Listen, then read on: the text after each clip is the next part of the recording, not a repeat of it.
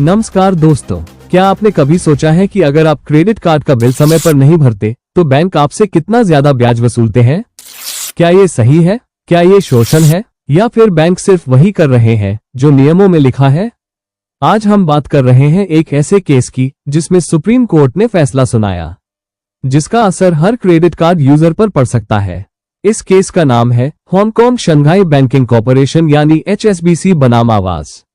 साल 2007 में NCDRC यानी राष्ट्रीय उपभोक्ता आयोग ने एक बड़ा आदेश दिया। उन्होंने कहा कि अगर कोई ग्राहक क्रेडिट कार्ड का बिल समय पर नहीं चुकाता या केवल न्यूनतम भुगतान करता है तो बैंक उससे जो 30% या उससे भी ज्यादा ब्याज वसूलते हैं वो अनुचित व्यापारिक व्यवहार है।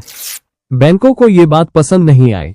उन्होंने इस आदेश को सुप्रीम कोर्ट में चुनौती दी और अब 2025 में सुप्रीम कोर्ट ने NCDRC के उस फैसले को रद्द कर दिया है।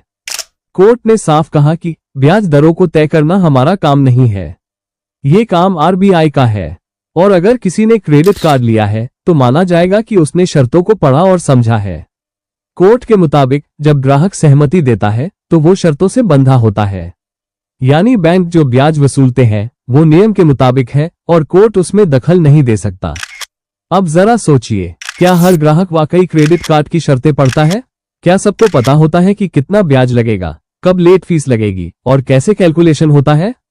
एक स्टडी के मुताबिक भारत में केवल 34% लोगों को ही क्रेडिट कार्ड के नियमों की सही जानकारी है। यहां तक कि कई पढ़े लिखे लोग और वकील भी बारीक अक्षरों में लिखी टर्म्स एंड कंडीशंस को ठीक से नहीं पढ़ पाते। लेकिन कोर्ट ने कहा कि ग्राहक जानकार और शिक्षित हैं और उन्होंने शर्तों को स्वीकार किया है। NCDRC ने इस मुद्दे को गंभीरता से लिया था। उसने सुप्रीम कोर्ट की वरिष्ठ वकील इंदु मल्होत्रा को एमिकस क्यूरी यानी न्याय मित्र नियुक्त किया।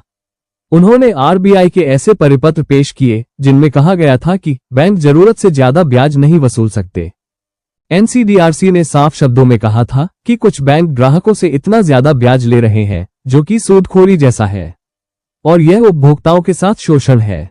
इस फैसले से कई सवाल उठते हैं। क्या उपभोक्ता आयोग बैंकों के मामलों में दखल नहीं दे सकता? क्या उपभोक्ताओं की सुरक्षा से ज्यादा जरूरी है बैंक के नियम? क्या सिर्फ एक दस्तखत से सब कुछ ठीक माना जा सकता है, चाहे ग्राहक ने कुछ समझा हो या नहीं?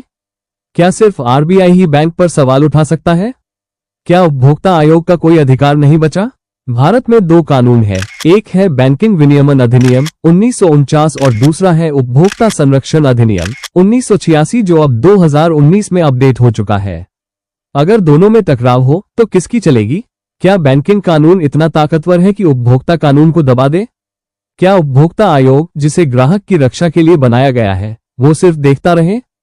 सुप्रीम कोर्ट ने कहा, जब कोई शख्स किसी दस्तावेज पर साइन करता है तो उसे मानना ही होगा कि उसने सारी शर्तें स्वीकार की है, और उपभोक्ता आयोग के पास यह हक नहीं है कि वो उन शर्तों को बदल सके। साथ ही कोर्ट ने यह भी कहा कि आर्थिक नीतियों में दखल देना या ब्याज दर तय करना कोर्ट का काम नहीं है, ये काम विशेषज्ञ संस्थाओं जैसे RBI का है। तो दोस्तों, अब स्थिति साफ है। अगर आपने क्रेडिट कार्ड लिया है तो आप उसकी शर्तों को मान चुके हैं, चाहे आपने पढ़ा हो या नहीं। उपभोक्ता आयोग अब बैंक की ब्याज दरों या अनुबंध की शर्तों में हस्तक्षेप नहीं कर सकता। अब आप ही बताइए, क्या ये फैसला बैंकों को ज्यादा ताकत देता है या उपभोक्ताओं को पहले से ज्यादा सतर्क रहने की जरूरत है? अगर आपको ये वीडियो अच्छा लगा हो तो इसे लाइक करें, शेयर करें और हमारे चैनल को सब्सक्राइब जरूर करें।